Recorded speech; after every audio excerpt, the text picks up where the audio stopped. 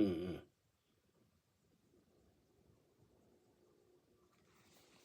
आपने देख लिया क्या सवाल है। और आप में से कई लोगों ने ये डिस्कशन भी देखा होगा। जावेद अख्तर जो मशहूर गीतकार स्क्रिप्ट राइटर हैं, वैसे थोड़ी थोड़ी बातें मैंने कई जगह सुनी है उनके बारे में। उन्होंने जो कहा है और जो किया है और जो, तो उसी पर अभी भी कुछ लोग बोलते हैं स्वामी जी ऐसा कैसा वैसा कैसा। तो बात में से बात निकलती है। तो सवाल ये है, इन्होंने जो सवाल पूछा है, टॉपिक रखा है डिस्कशन के लिए, वो मुझे बेतुका लगता है। डज गॉड एग्जिस्ट, ये सवाल है। और सवाल ऐसा होना चाहिए, डज अल्लाह एग्जिस्ट, ऐसा होना चाहिए था। क्योंकि आप किस तरह डिफाइन करेंगे कि कौन सा गार्ड सच है, कौन सा गार्ड झूठा है, किसका गार्ड। अब बात तो ये है ना। तो मैंने कुछ लाइनें लिखी है, मैं वही पढ़ के सुना देता हूँ, नहीं तो बात करूँगा तो बात बहुत लंबी हो जाती है। आप किस गार्ड की बात कर रहे हैं? इस दुनिया में अलग अलग देशों में अलग अलग कौमों में अपने अपने अलग अलग गार्ड बनाए हुए हैं। आप किसके गार्ड पर सवाल उठा रहे हैं? हजारों तरह के धर्म हैं और उनके भीतर भी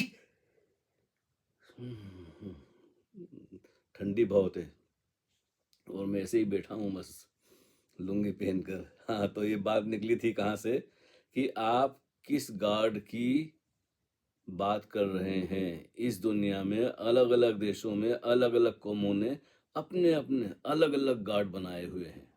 आप किसके गार्ड पर सवाल उठा रहे हैं? हजारों तरह के धर्म हैं और उनके भीतर भी हजारों संप्रदाय हैं, फिरके हैं।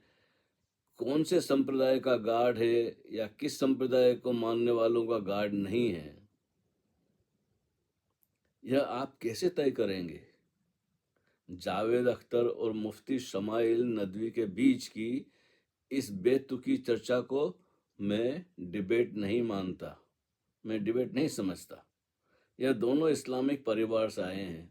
सब जानते हैं कि जावेद साहब, भले उनके माता पिता एस्थीस रहे हों, लेकिन मुस्लिम परिवार से नाम नाम से जाने जाते हैं। सभी नाम मुसलमानों के हैं। खैर, उसमें मुझे गहरा नहीं जाना है।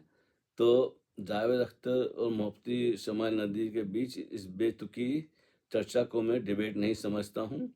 यह दोनों इस्लामिक परिवार से आए हैं, लेकिन जावेद अख्तर साहब, आपने अपने आप को, हाँ जावेद साहब, आप अपने आप को नास्तिक मानते हैं और सबके सामने खुलकर बोलते हैं कि मैं एथीस्ट हूँ। और अपने और आपने बहुत सी फिल्मों की स्टोरी और डायलॉग लिखे हैं। उनमें हमेशा मुसलमान को अल्लाह पर विश्वास करने वाला, ईमान वाला,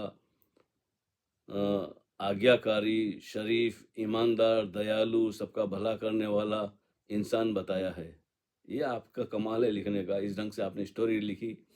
और हिंदू आपका, हिंदू को बेईमान, धोखेबाज, हिंसक, लालची, इस तरह से बताया। मुझे याद है सबसे पहली बार मैंने जब मदर इंडिया देखी थी, तो उसमें भी जो सुखी लाला है ना, उसको हिंदू बताया है। तो ऐसे बहुत ये जानबूझ के किया जाता है, ये एक षड्यंत्र है। राइटर बड़े जिम्मेदार हैं, वामपंथियों ने सारा इतिहास गड़बड़ कर दिया। खैर, मैं सबकी बात नहीं कर रहा हूँ, इनकी बात कर रहा हूँ कि इन्होंने हमेशा ऐसे डायलॉग लिखे हैं कि मुसलमान खुश हों, इस्लाम को मानने वाले खुश हों कि देखो हमारी कितनी तारीफ हो रही है, और देखो ये दूसरे लोग जो मुसलमान नहीं है वो कैसे बेईमान होते हैं।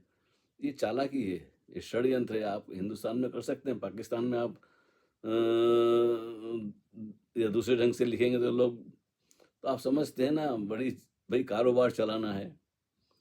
तो सबका इंसान बताया है, हिंदू को धोखेबाजी, ये तो मैंने कह दिया।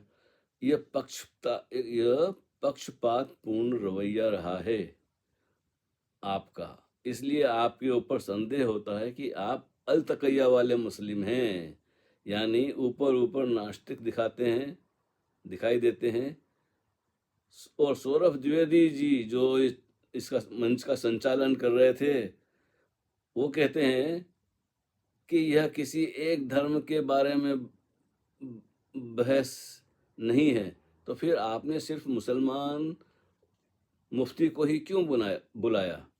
अगर आप इस्लाम की सच्चाई और असलियत जानना चाहते हैं तो यूट्यूब पर ex Muslim Sahil, Zafar heretic, Awais Iqbal, ex Muslim Sameer, Adam seeker, Salim Vastik, ex Muslim Rabbani, महलीज, मदीहा जैसे सच्चे एक्स मुसलमानों को बुलाइए और मौलाना शमाइल नदवी से रूबरू डिबेट करवाइए। छींक आ रही, थोड़ी सर्दी भी है, तो उल्टी सीधी दो चार शब्द इधर उधर हैं तो सीरियसली मत लें।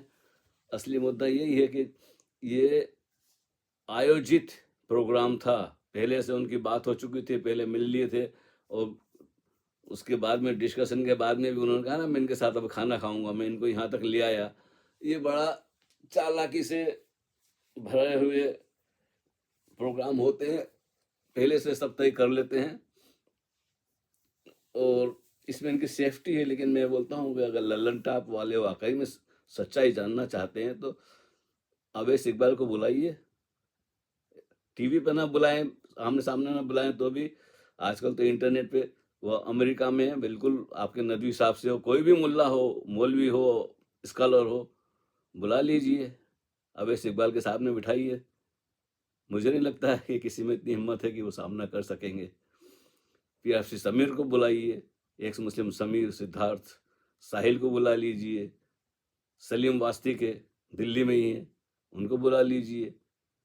भाई साहब जरा हिम्मत से काम लीजिए। ईरान का हालत देखिए, पाकिस्तान की हालत देखिए, बांग्लादेश की हालत देखिए, जहाँ जहाँ मुसलमान ज़्यादा हो गए वहाँ की हालत क्या है, लोग कैसे हैं, मरने मारने को तैयार हैं, लुट गए हैं, फिर भी है कि बस मानते चले आए हैं। खैर बात आज छोटी करते हैं, तो ये मन में आ गया कि चलो कुछ बातें रह जाती हैं ना, बात करते हैं, तो मैं लिख के तो लाता नहीं हूँ, लेकिन इसलिए मैंने थोड़ा सा लिख लिया था कि मैं भूल ना जाऊँ बात करते करते। तो बहुत बहुत शुक्रिया। हरिओम तत्सत।